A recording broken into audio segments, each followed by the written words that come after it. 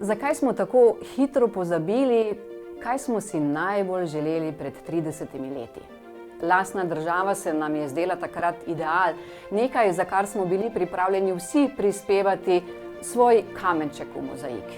Poprijeti za delo in veslati v isto smer, prispevati, da nam uspe. Po svojih najboljših močeh poskrbeti, da bo svet videl, iz kakšnega testa smo mi Slovenci. Veliko dela nas čaka. Pridobivanje ugleda terja veliko časa, izgubiš ga lahko v trenutku. Svet se je spremenil in mi z njim.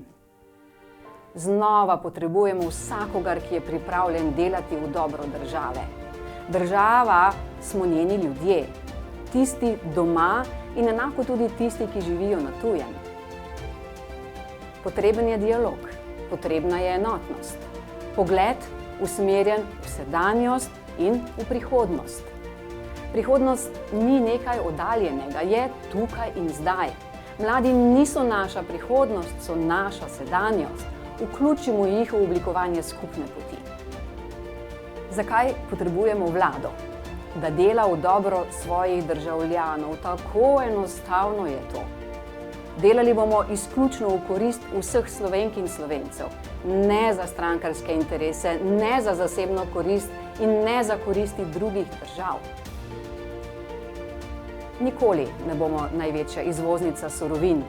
Pa izvažajmo zato spoštovanje pravne države, izvažajmo dosledno spoštovanje človekovih pravic, izvažajmo spoštovanje različnosti, izvažajmo ustvarjalnost, izvažajmo slovensko kulturo, bistvo naše identitete.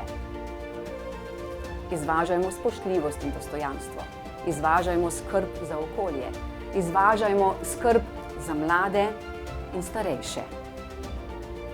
Zaslužimo si državo 2 milijonov ambasadorjev s sedežem veleposlaništva v naših dobrih dejanjih za vse nas.